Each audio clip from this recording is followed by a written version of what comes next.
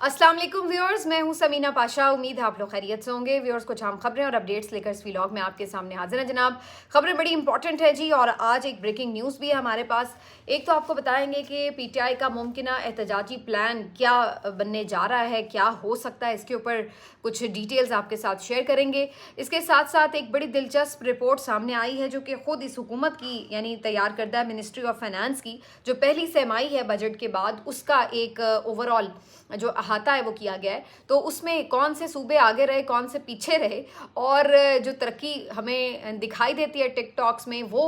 असल तरक्की है या फिर आदादो शुमार वाली असल तरक्की है, तो थोड़ी उसके ऊपर भी बात करेंगे। और इसके साथ कुछ अहम कवानीन जो है वो हुकूमत पास करने जा रही है, उसका क्या रद्दअमल होगा, कुछ अहम केसेस की पेशरफ्त भी आपके साथ डिस्कस करेंगे। तो आपसे रिक्वेस्ट है कि चैनल को सब्सक्राइब कर लें अगर अभी तक सब्सक्राइब नहीं किया।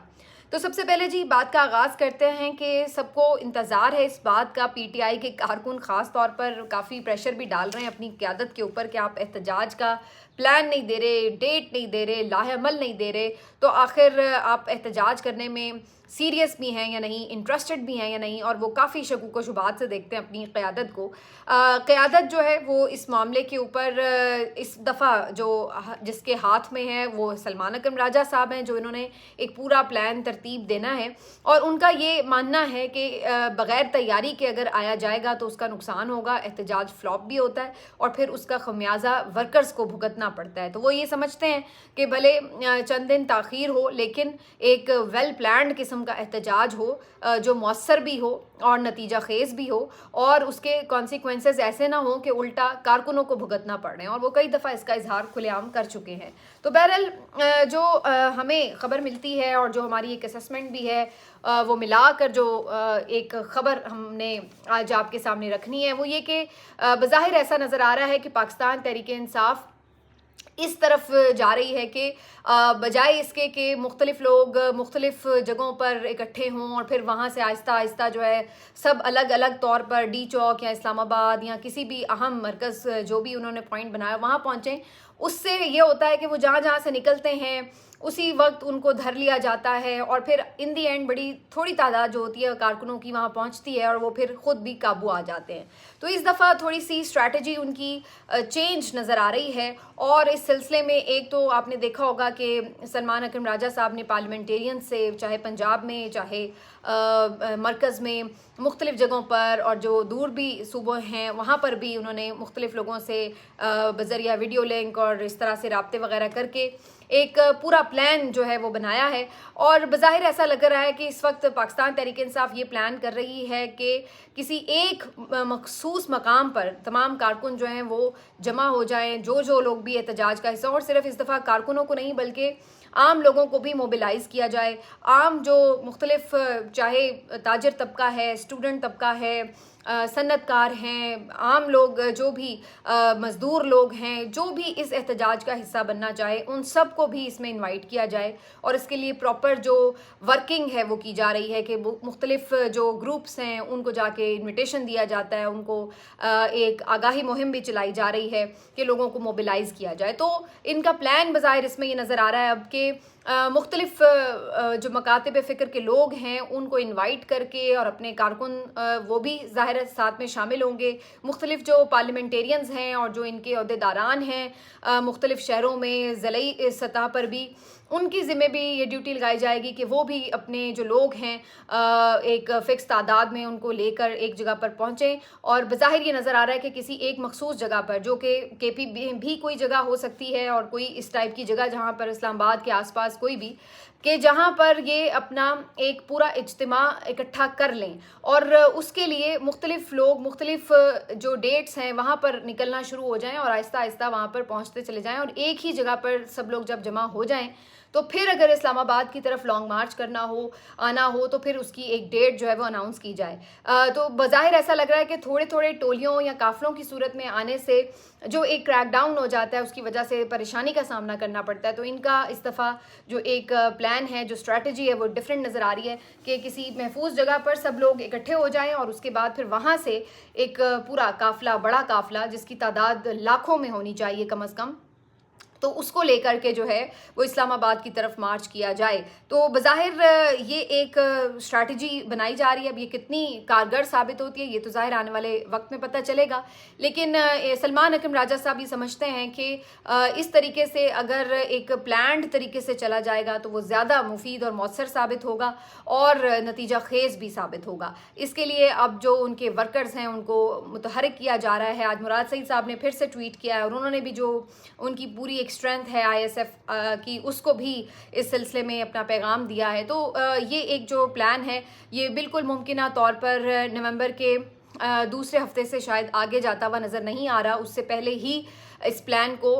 ترتیب دیا بھی جا چکا ہوگا یا اس پر عمل شروع ہو چکا ہوگا. تو یہ ایک بظاہر نظر آ رہا ہے کہ اب PTI اگر اپنی جو احتجاجی تحریک ہے اس کو حتمی مرحلے میں داخل کر رہی ہے تو اس دفعہ انہوں نے اس کے اوپر پورا ہوم ورک بھی کرنا ہے. اور یہ نہیں اب چاہتے کہ جو پہلے ایک سارا منظر دیکھا گیا تھا کہ کے علی امین گنڈا پور صاحب جس طرح پھر گئے اور آگے کوئی والی وارث نہیں تھا احتجاج کا, تو وہ چیز شاید اب وہ نہیں چاہتے اور اس کے لیے پورا ایک فول پروف پلان جو ہے وہ بنانا چاہتے ہیں. تو لیٹس سی جی حکومت اس کے اوپر کس طرح سے ریئیکٹ کرتی ہے اور کیا اس کے جو ہے نتائج نظر آتے ہیں. لیکن بظاہر ایسا لگ رہا ہے کہ اب PTI کچھ ہی دنوں میں اپنا یہ جو پلان ہے اس کو اناؤنس کر دے گی اور مے بھی اس طرح سے اس کو اناؤنس کرنے کے بجائے کافی حد تک جب اس کے اوپر ایون امپلیمنٹ بھی کر لے اس کے بعد اس چیز کو کہیں ڈسکلوز کیا جائے ڈیٹس وغیرہ کے حوالے سے, تاکہ اس سلسلے میں جو حکومت پہلے سے پکڑ دھکڑ گرفتاریاں اور یہ سب مار پیٹ اور ریڈز وغیرہ شروع کر دیتی ہے اس کو کسی طرح اوائڈ کیا جا سکے. تو یہ جو اس وقت ساری صورتحال ہے, اسٹریٹجی ہے, اس کو آگے بڑھایا جائے گا. باقی حکومت جو ہے وہ اپنے طور پر کافی اس بارے میں ظاہر ہے آلریڈی کافی سختی سے نمٹتی ہے. آگے مزید ان کا سختی کا پلان ہو سکتا ہے. اب حکومت نے کیا پلاننگ کی ہے وہ میں آپ کو بھی رکھتی ہوں سامنے. لیکن دوسری طرف کارکنوں کا حوصلہ بڑھانے کے لیے بھی یہ دیکھا جا رہا ہے کہ علی امین گنڈا پور صاحب نے گزشتہ رات جو کارکن جیلوں سے رہا ہو کر پہنچے KP میں, اور وہ کچھ سرکاری ملازمین بھی تھے جو مختلف اداروں کے تھے, جیسے ریسکیو 1122 کی گاڑیاں تھیں ان کے ساتھ تھے, دیگر جو کچھ سیکورٹی کے بھی لوگ تھے. تو وہ بھی آپ کو پتہ ہے کہ جب پکڑ لیے گئے تھے, اب ایک دن پہلے ان کی ضمانتیں ہوئی ہیں,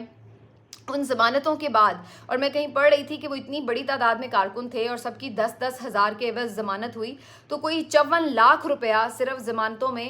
یہ جو مچلکے ہوتے ہیں اس میں ہی لگ گیا ہے. 54 لاکھ روپیہ, تو آپ اندازہ لگائیں کیا صورتحال ہے. تو بہرحال یہ جو کارکن واپس پہنچے ہیں جو KP کے سے بلانگ کرتے تھے, تو ان کو بڑا پرتپاک استقبال دیا ہے. علی امین گنڈا پور صاحب نے ان پہ گلپاشی کی اور ان کو ایک ہفتے کی چھٹی بھی دی ہے, ان کو کچھ پیسے بھی دیے ہیں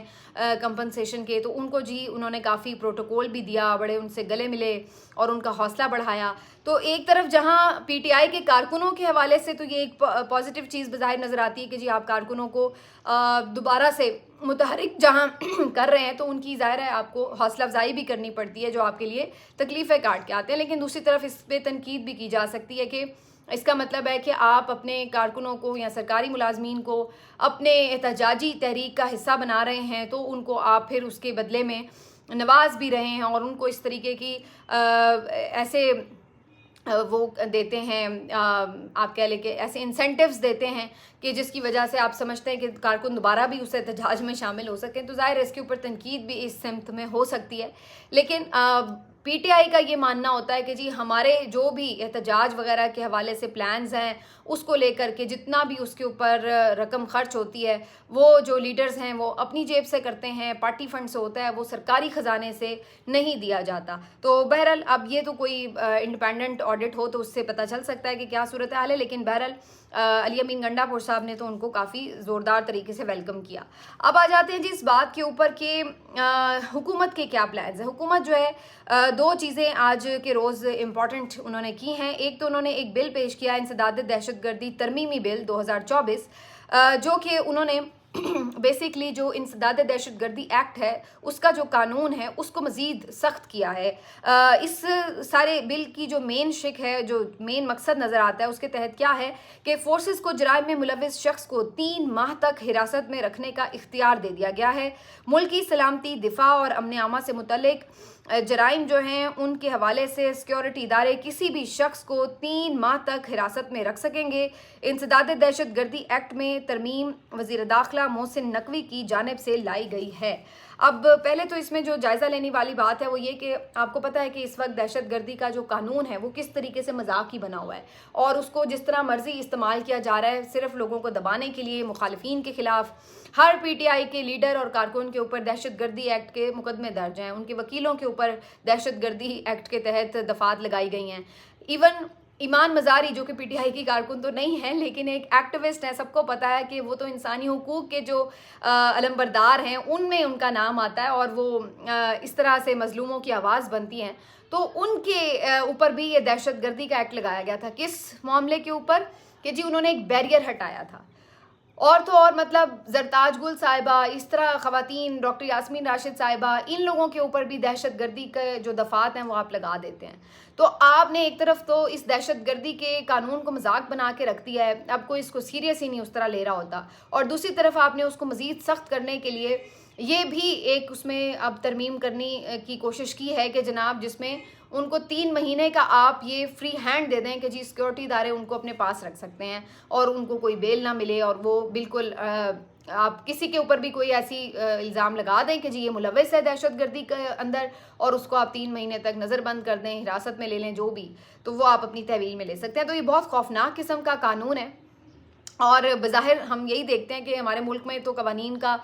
بہت زیادہ ناجائز استعمال کیا جاتا ہے، اور جہاں پر سیاست کی بات آتی ہے تو سیاسی مخالفین کو ہی ان قوانین میں رگڑا جاتا ہے۔ تو یہ اب آپ اندازہ لگا لیں کہ اس کے بعد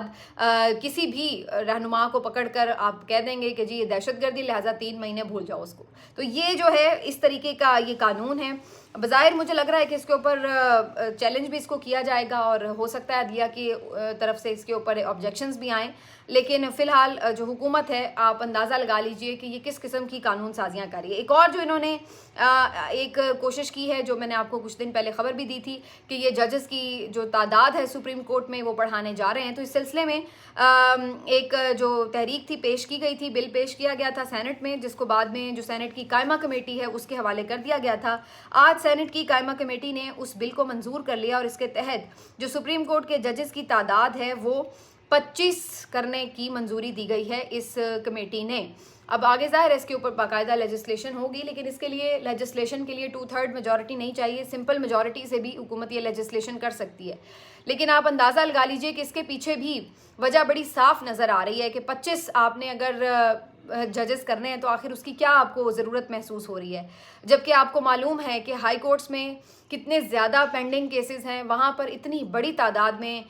جو اسامیاں ہیں وہ خالی ہیں، وہاں پر آپ ججز کی تعیناتی نہیں کر رہے۔ اسی طرح جو لوور کورٹس ہیں وہاں پر کیا صورتحال ہے، سب سے زیادہ تو بوجھ لوور کورٹس پہ ہوتا ہے۔ تو اگر واقعی آپ کی کوئی نیک نیتی ہے کہ جی جو برڈن ہے کیسز کا وہ ختم ہونا چاہیے، تو اس صورت میں تو پھر سب سے پہلے آپ کو اپنے لوور کورٹس میں اضافے کی ضرورت ہے، وہاں پر ججز کی تعیناتی کی ضرورت ہے، جہاں جہاں پہ وہ خالی ہیں اسامیاں، وہاں پر آپ کا کوئی فوکس نہیں ہے۔ ہائی کورٹس میں اگر میں آپ کو بتاؤں تو میرا خیال ہے 20 کے قریب تو صرف لاہور ہائی کورٹ کی اسامیاں اس وقت خالی ہیں، اسی طرح پشاور ہائی کورٹ میں بھی جگہیں باقی ہیں اور بھی ہائی کورٹس میں، وہاں پر آپ تعیناتیاں نہیں کر رہے، لیکن آپ کو صرف نظر آ رہی ہے سپریم کورٹ، کیونکہ وہاں پر آپ کو یہ محسوس ہوتا ہے کہ آپ کے مفادات کا تحفظ نہیں ہو پائے گا، لہٰذا کچھ نئے ججز انڈکٹ کیے جائیں تاکہ آپ ان کو آئینی بینچ کا حصہ بنا سکیں اور پھر آپ کو یہ محفوظ اپنے آپ کو کرنے کا موقع مل سکے۔ تو یہ اس کے پیچھے ایک واضح لاجک نظر آ رہی ہے، ورنہ اگر مقصد یہ ہوتا کہ جی آپ نے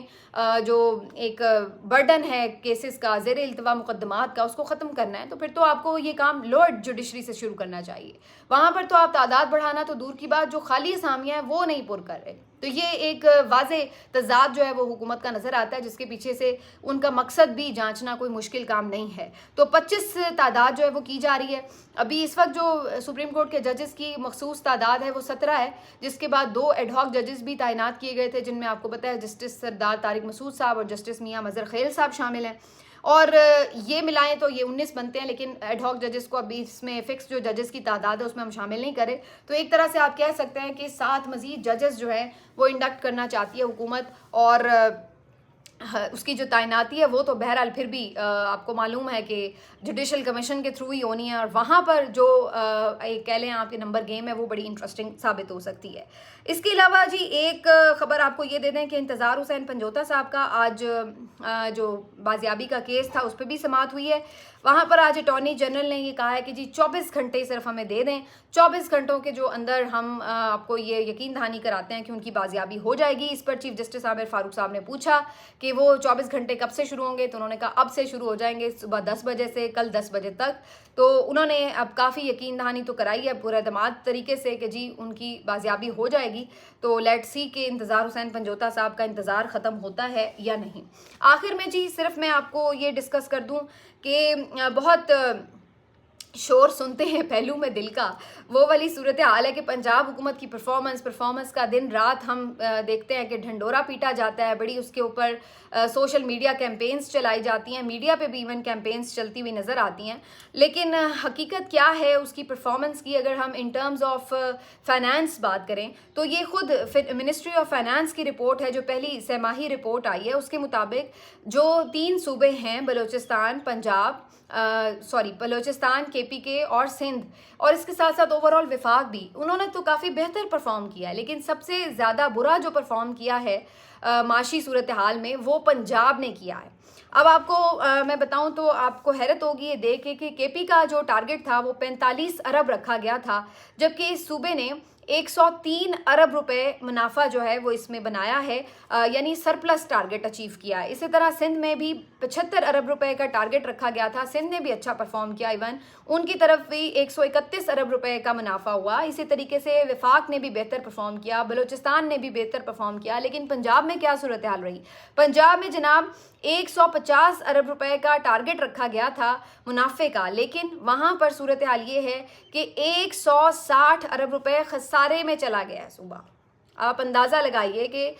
टारगेट को आसपास अचीव करना तो दूर की बात है, उल्टा खसारे में ले गए हैं। तो ये सूरत हाल होती है कि जब आप सिर्फ तरक्की हमें दिखा रहे होते हैं कहाँ पर, सोशल मीडिया के ऊपर, लेकिन हकाइक जो आपकी अपनी मिनिस्ट्री ऑफ फाइनेंस की तरफ से जारी किए गए हैं वो कुछ और बता रहे हैं। तो ये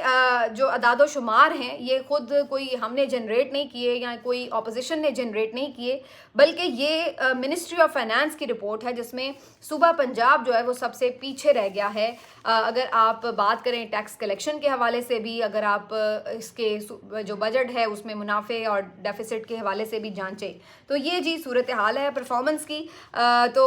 फिर तनकीद की जाती है तो बुरा लगता है, लेकिन हकाइक जो हैं वो आपके फैक्ट्स एंड फिगर्स के साथ सामने आ जाएं तो फिर आप खुद ही उस पर जवाब दीजिए कि तरक्की फिर इसका मतलब है किधर हो रही है और कैसे हो रही है। मिलते हैं आपसे अगले व्लॉग में, अपना ख्याल रखिए, अल्लाह हाफिज़।